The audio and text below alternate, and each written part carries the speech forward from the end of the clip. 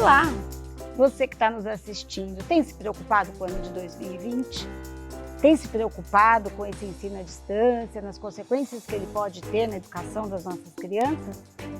Nós trouxemos esse tema para ser discutido aqui com vocês hoje. E para o programa de hoje, convidamos Janaína Rocha Bocato, mestre em educação, que atua desde 1997, passando por várias escolas públicas e privadas e atuando fortemente em gestão pedagógica dessas escolas.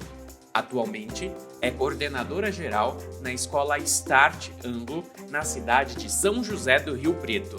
Janaína, ouve-se nas mídias e em todos os lugares que 2020 pode ter sido um ano perdido para a educação. Você concorda com essa colocação? 2020 não foi um ano perdido para a educação. Na verdade, nada é perdido em educação, né? Então, acredito que houve, lógico, uma parada necessária que aconteceu em nível mundial e as escolas, as famílias, as instituições de ensino que rapidamente conseguiram se reorganizar, se reestruturar com o uso da tecnologia, óbvio, tiveram bons resultados neste ano, bons resultados. E nessa reestruturação, eu digo que talvez quando minimamente, né, uma estrutura de transmissão ou de encaminhamento de atividades, de propostas educativas, isso já foi até suficiente para a gente manter uma rotina, manter a educação andando, né? Essa grande locomotiva em movimento. Então, 2020 não foi um ano perdido para a educação. Ok, diante dessa nova realidade, então, que você nos colocou, desse ensino híbrido, nós gostaríamos de saber como a família pode ter uma participação ativa no processo de ensino-aprendizagem de seus filhos. Esse foi um momento bastante diferente, né? Porque as famílias, eu brinco com a minha equipe, que eu falo que os professores passaram a dar aula na sala de estar das famílias. Nós entramos nas casas das famílias, né? A educação entrou em casa. Então, eu vejo nesse aspecto um ponto muito positivo. A família passou a acompanhar de perto muita coisa também. Então, ver a aula, ver a capacidade de concentração de uma criança, auxiliar no desenvolvimento das atividades e saber o que ela está aprendendo nesse momento, né? Então, vejo muito oportuno. É claro que precisou ter uma rotina estabelecida, né? Então, vamos ser didáticos. As aulas passaram a acontecer dentro de casa. Para isso, precisou de uma mínima estrutura, tanto física, um lugar específico, a tecnologia que fosse necessária, seja buscar uma atividade na escola e trazer para realizar em casa, seja assistir um vídeo, seja uma transmissão síncrona, né? Uma transmissão simultânea ali, que as crianças acompanhavam, as crianças e os jovens. Então, nessa estrutura, a família foi importantíssima. Porque a gente que tem filhos, que trabalha com crianças em várias faixas etárias, a gente sabe que eles aprendem muito rápido. Então, mas precisou ser ensinado, é um procedimento.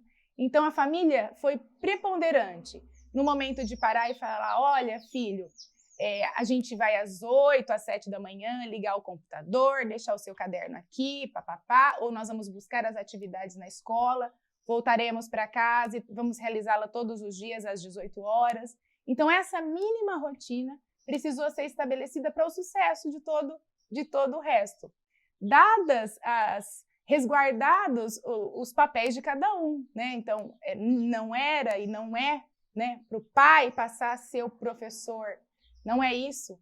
A escola precisou ser clara e o pai precisou ser pontual. Né? Então, pegar aquilo que a escola passou como orientação e ajudar só no desenvolvimento e não na explicação da matéria e não na execução das atividades propriamente ditas.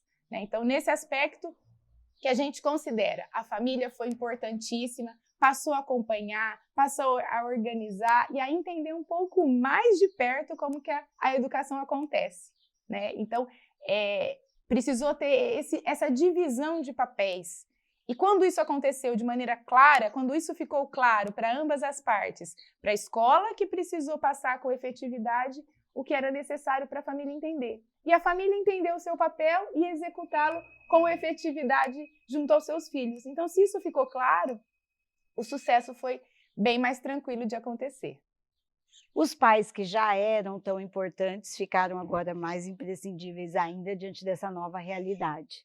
Mas conte para a gente como isso se dá, como esse processo se dá de ensino-aprendizagem com crianças mais novas, né, a pré-escola, os pequenos, e com crianças já mais adolescentes, mais velhos e até no ensino médio. Eu consegui acompanhar, estando dentro da escola, essas várias faixas etárias, né? Então, e a gente percebeu, isso na verdade ficou claro principalmente para os pais, que cada faixa etária teve uma demanda diferente. Então, uma aula que demanda o uso da tecnologia para uma criança de 4 anos, ela tem uma função. Então, ela tem uma função da criança ver o professor, da criança ver o colega, de ter uma interação. As demandas pedagógicas, que são as atividades, as aulinhas, elas vêm num segundo plano. Mas uma criança de 3 anos, de 4 anos, nesse modelo remoto, ela precisa de interação, ela precisa ver, manter o vínculo com os amiguinhos, com a professora, com o professor de educação física. Então, foi essa demanda específica para essa faixa etária. Uma criança de 7 anos para 10, né, um Fundamental 1, eles conseguem aprender muito rapidamente e depois seguir os comandos.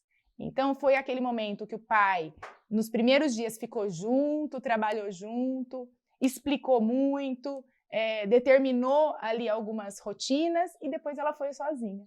E para os jovens, né, para os alunos de Fundamental 2, ensino médio, isso aconteceu com uma autonomia muito diferente, né? Já são muito autônomos, tanto no uso da tecnologia, quanto na realização das atividades. Então, para cada faixa etária, a gente observou que a educação remota teve uma necessidade específica. A mudança forçada já aconteceu, fomos todos desestabilizados e agora temos que nos adequar e tirar o melhor proveito de tudo isso. Mas você pensa que vai ser como 2021? Claro que 2020 trouxe muito ensino e aprendizagem para a educação, para nós pais, para as famílias, para as crianças, alunos de modo geral. Então, uma demanda que veio para a educação é o ensino híbrido, que possivelmente veio para ficar, né? Então, ter a tecnologia apoiando as atividades presenciais, isso vai ser muito importante. Um outro ponto que foi muito favorável é que nós, pais, passamos a entender melhor o que acontece dentro da escola, como que é o processo de aprendizagem, né? Então, esse acompanhamento, essa presença mais próxima, também é outro aspecto importantíssimo, que eu acho que aproximou muito escola e família. E um terceiro é que nós avançamos em educação, nós avançamos em 1 ano, o que talvez demorasse muito mais tempo. Então, em se tratando de formação de equipe, em formação de professores, em uso de ferramentas, em uso de aplicativos que favorecem. Então, vamos entender. Os aplicativos, as ferramentas tecnológicas, elas estão para apoiar a educação. Então, nós conseguimos ter aí um leque de opções para continuar utilizando isso de uma maneira muito positiva.